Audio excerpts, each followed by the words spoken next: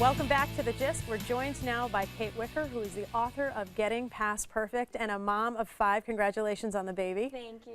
Thank you so much for joining us today. I love the title of your book, Getting Past Perfect, because I feel like as moms, we're always trying to be perfect in everything that we do, which I know is not something that God is expecting of us, and is I think definitely can be a barrier to being closer to Him. Tell us about your book. Sure. Well, I felt really called to write a book of this nature because I do tend to be, I call myself a perfectionist in recovery now, because I've been working really hard at lowering my expectations a little bit and trying to rely more on supernatural grace than being a superhuman.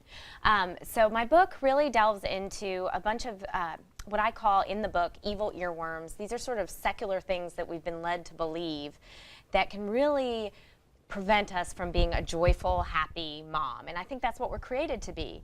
And I think perfectionism at its root is about fear, and it's about fear of what others might think of us, fear of failure, fear of not seeing as holy or as good as the Catholic mom we admire at our parish or on Pinterest or whatever.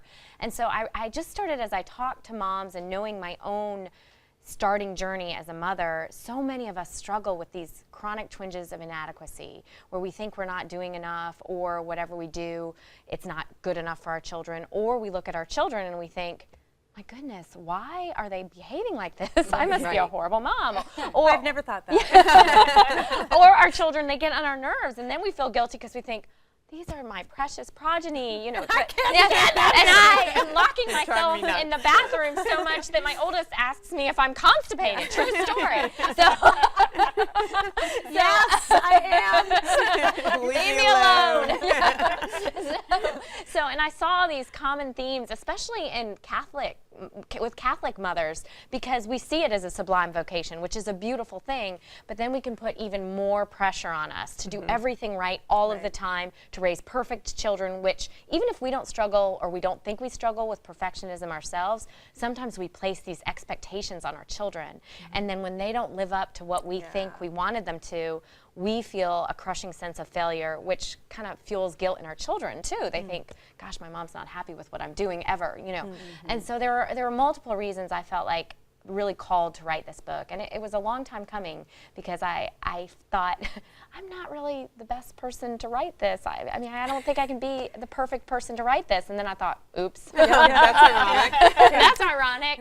So I think it was really something carved from my heart. I tried to be really honest in it. And some of it was hard to share, some of the things I've dealt with and struggled with as a mom. So how do we get past perfect? Like, how do we overcome this desire? And I can totally relate to everything you're saying, though. We want to do the best job because this is this call that God has placed on our life. And then how do we not take ourselves so seriously and, find balance and all of that? Yeah, there's myriad ways that I talk about in the book. One of the essential things is just not to compare ourselves to others, because I think that so often, especially with social media now, it used to be the grass was only greener on your neighbor's lawn, and now all of a sudden you can flip on Instagram or Pinterest or whatever. Is Facebook past? Are we past that? What's Facebook? No, sorry. Go ahead. No, I know. Carolee's the non-techie here. Okay. No, but or Pinterest for even. When I started, I'm a homeschooling dropout now. I used to be a homeschooling mom.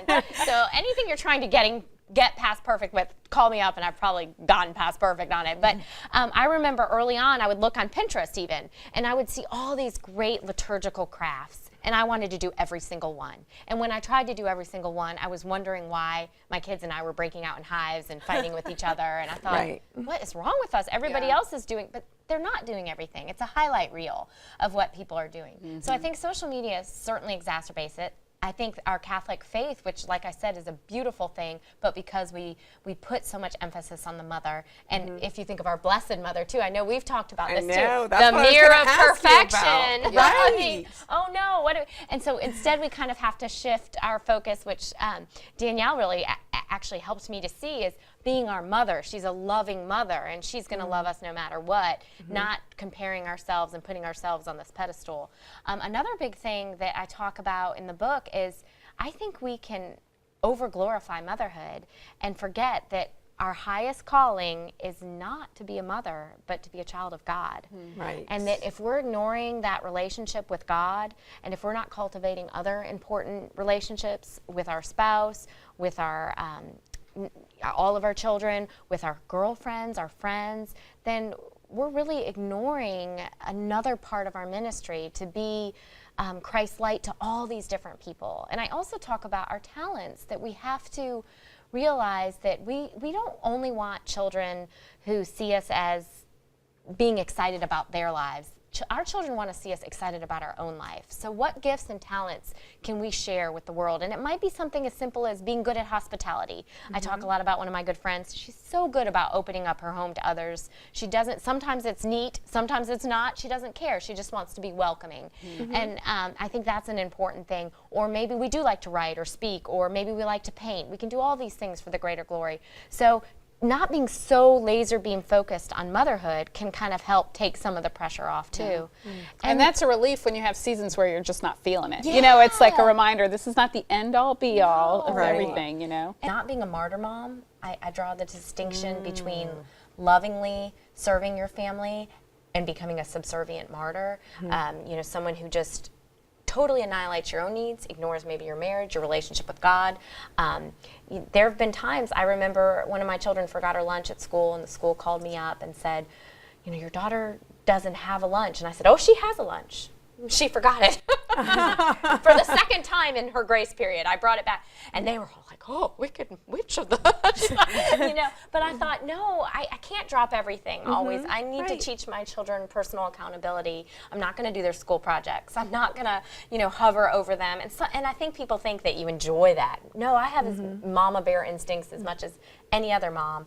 But if I always gave this message to my child that they never have to suffer, that there's never personal accountability, then they wouldn't learn to be a Christ servant, to have to offer it up, to have to take responsibility for their actions. And I think our children, that's a really important thing. And for them to see that I'm a joyful mom. I see a lot of martyr moms, and they do give and give and give, but there's subterranean resentment, and their children pick up on it. And then they think, she's looking right at me, but mine's not, mine's not subterranean. I fly around on the room. No, she's I need to read this. So thank you so much. Congratulations on that, baby. And thank you. thank you for being with us, and we'll be right back to give you more of the Just Don't Go Away.